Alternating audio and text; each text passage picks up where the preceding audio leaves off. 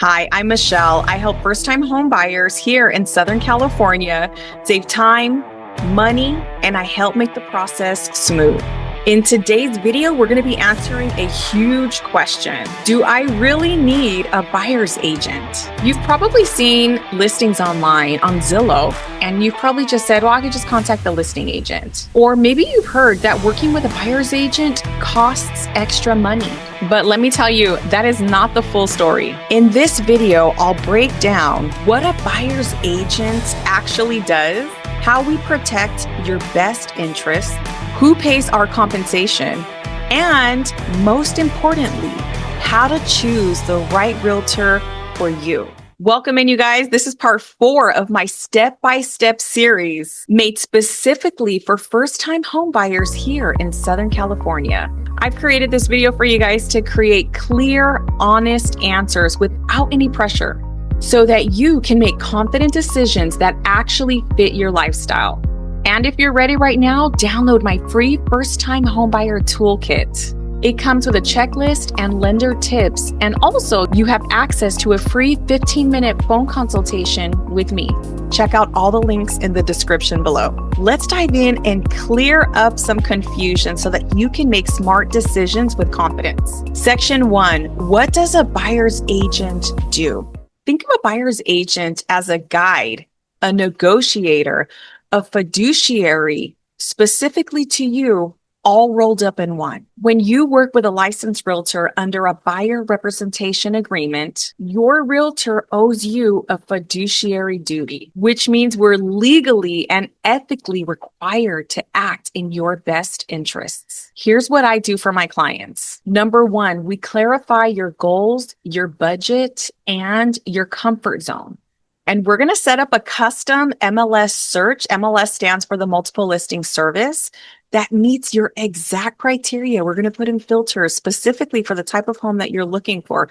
We're not just going to be looking on Zillow. Actually, Zillow gets their information from us, from the MLS. Coordinate showings, review disclosures, and spot red flags. Strategically write offers for you, tailored specifically for you, and negotiate offers to protect your bottom line. Oversee timelines, paperwork, and inspections from accepted offer all the way to closing. We don't just open doors, we are accountable to you. And I'm specifically trained to help you avoid costly mistakes and to make informed decisions. Section 2, who pays for a buyer's agent? So right now, there's a lot of talk about buyer agent compensation, especially with the changes that has happened within the real estate industry. Here's what you need to know. In many cases, the seller pays for the buyer's agent's compensation. It's built into the sales price. But moving forward, things are shifting. Buyers are now asked to sign, all buyers, a buyer representation agreement, which now talks about compensation, how it's structured, how it's handled up front before even looking at homes. And this isn't a bad thing. This is a good thing because now things are transparent all across the board. It gives you the opportunity to choose who represents you and how they are paid.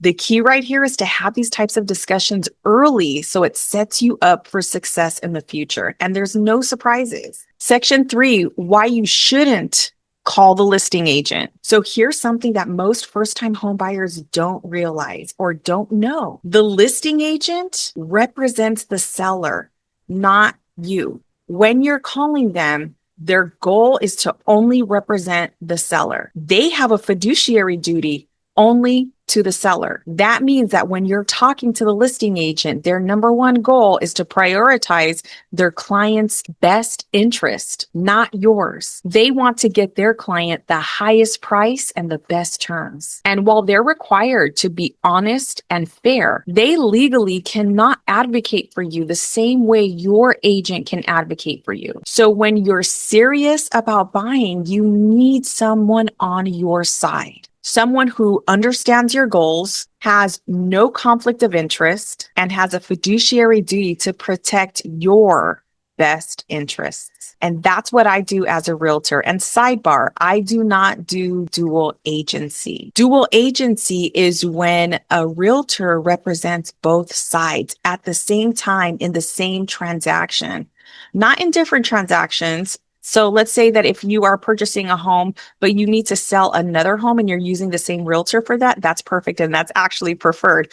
But if you're purchasing a home and the realtor who's assisting the seller in selling the home also works with you, that's a dual agency. And then another set of rules and requirements come into that because now they have to be more of a neutral party. You really, really want somebody that's advocating for you and your best interests. Section 4, how to choose the right realtor. Not all realtors are created equal. You want someone who specializes in your area, understands the loan programs that you're using, because not every home can qualify to be financeable through the loan that you're using. So that one right there is really important. They have to be well versed and really understand the type of loan that you're getting.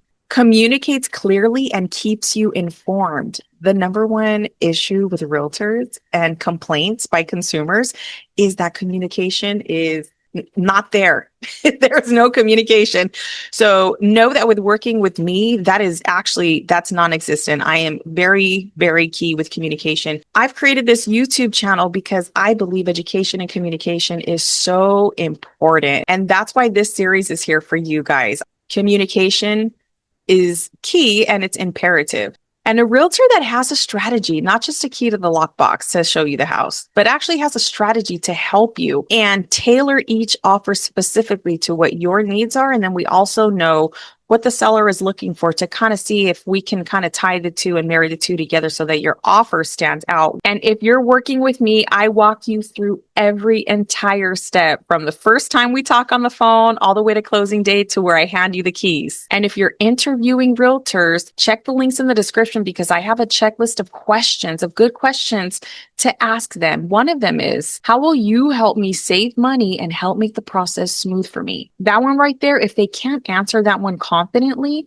they might not be the right fit. Having the right realtor and the right team, trust me, especially it's your first time buying a home, is the key to success. If you haven't already done so, grab my first time buyer toolkit. It includes a checklist so that you can avoid costly mistakes, stay organized, and connect with me. Once again, you'll find the link to that in the description below. If you found this video helpful, give it a like and consider sharing this with a friend who's thinking about buying their first home.